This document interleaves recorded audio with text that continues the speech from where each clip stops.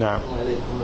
هناك شك في صحة بيعة ولاة الأمور هذا الوقت، خاصة مثلا نقول بالسعودية أن البيعة تكون بين الأسرة والحاكم، والثنين مبنية على أصلا على أمر كفر في الدستور، وبعضهم يقسمهم من بايع، وهذا الأمر كفر يعني بنية البيع على شيء باطل، هم بنية على الباطل وهو باطل. أعضاء مجلس الأمة بيعتهم كفر، ليش؟ ما هم مسلمين؟ لا يقول يعني أنه بنيت على لا لا لا يا أخوان، ما بهكذا. أول شيء لابد أن نعرف الحكم في الكويت كيف صفته. أول شيء أهل الصباح ما جاءوا بالدبابات والانقلابات العسكرية كما هو حال صدام والقذافي، فهم عائلة من سائر عوائل الكويت ومن كبار عوائل الكويت، واختارهم الشعب بنفسه، اختارهم قبل 300 سنة أيام الفقر، مو هو الحين أيام المليارات والنفط والخير لما عمروا الديرة واشرأبت إليها أعناق الحركيين من الإخوان المفلسين وغيرهم. لا، الشعب اختار وبايع آل الصباح، وكانوا ولا زالوا مقيمين للشرع إلى عهد الشيخ أحمد الجابر رحمه الله تعالى، آخر قضاة الكويت الذي كان يعني يقضي بين الناس في الشريعة، ابن فيروز رحمه الله تعالى. ووقع بعض التغير في تطبيق الشريعة، أسأل الله عز وجل أن يردهم إلى تطبيق الشريعة كاملة ردا جميلا. فإذا وقع منهم منكر ووقع منهم مخالف للشريعة، ماذا قال النبي صلى الله عليه وسلم؟ قال: أمور منكر تنكرونها وأثرة عليكم، قال: تعدون الحق الذي عليكم وتسألون الله الحق الذي لكم. ومع هذا تبقى النصيحة واجبة، الدين النصيحة. قال النبي صلى الله عليه وسلم: دين النصيحة. قلنا: لمن يا رسول الله؟ قال: لله ورسوله وأئمة المسلمين وعامتهم وخاصتهم. والمجلس مو بس مجلس اللي بايع، الأسرة الحاكمة متضامنة، أعيان البلد، الناس. يقول شيخ ابن عثيمين رحمه الله تعالى، يقول: ما يشترط أن يبايع كل صغير وكبير في البلد، لأن الناس تبع ليش؟ لوجهائهم وأعيانهم، صح ولا لا؟ أما تقول تعال جيب كل جاهل وكل ورع وكل عجوز في بيتها وكذا تعال بايع، مو بصحيح، واضح؟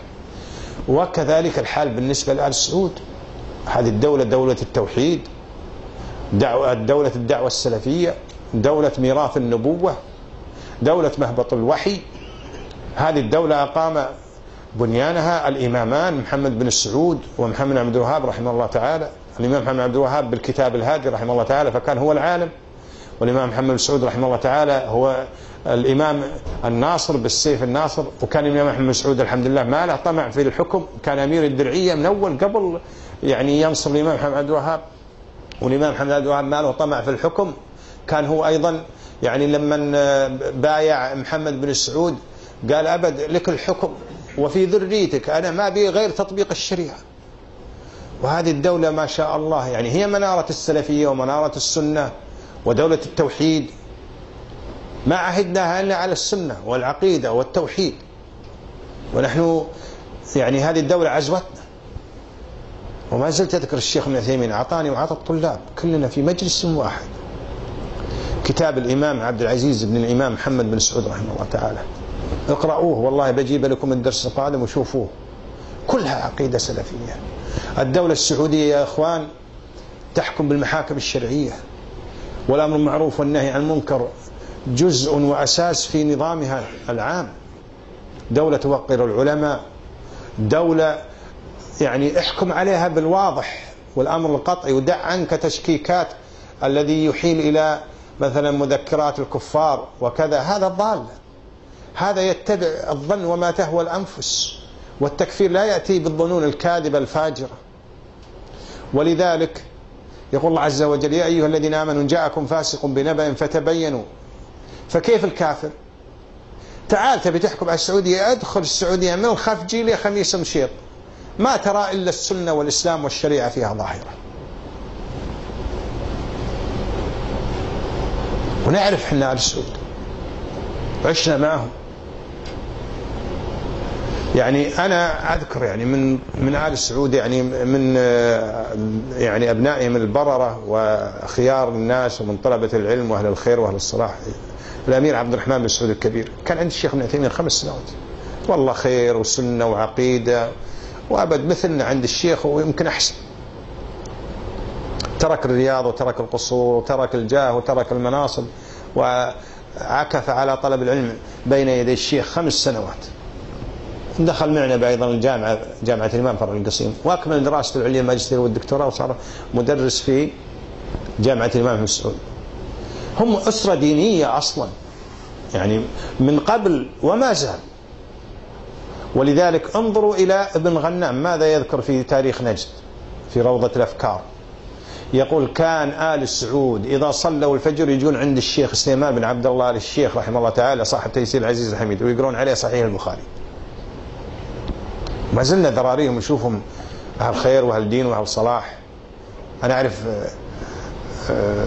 حفيد الملك سعود رحمه الله تعالى، حفيده الله يحفظه، التقينا به عند أحد المشايخ، متدين وصاحب خير وكلامهم طيب وعلومهم طيبة. الملك خالد كان حافظ للقرآن.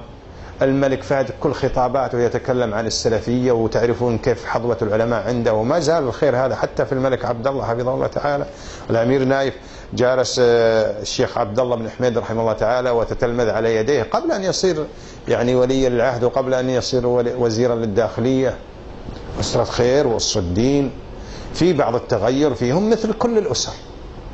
يجي واحد منهم حتى بعض ساعات واحد منهم علماني، ما هو بيحب حتى البيع على أهل الدين ولا يحب حتى يعني الأئمة من آل سعود اللي يحرصون على الدين والشريعة.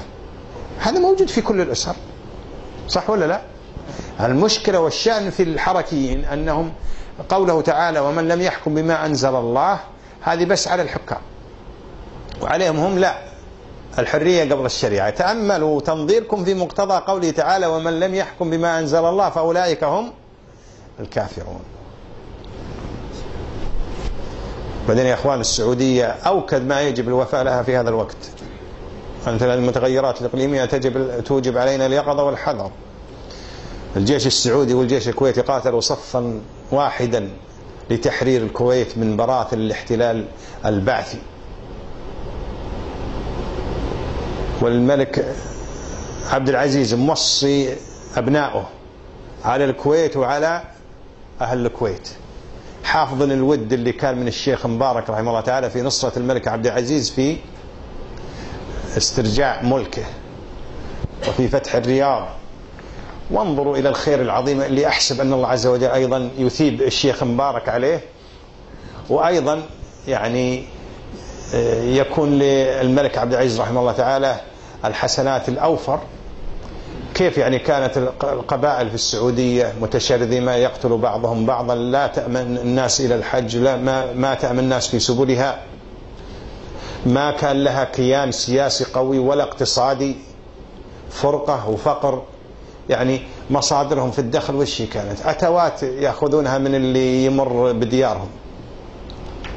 فماذا أورثهم الملك عبد العزيز؟ أورثهم جماعة بعد فرقة، وأورثهم غنى بعد فقر، وأورثهم قوة بعد ضعف، وأورثهم عزة بعد ذل، وأورثهم ألفة ومودة بعد شحناء وقتل. انظروا للبدع اللي كانت في الحجاز والشرك.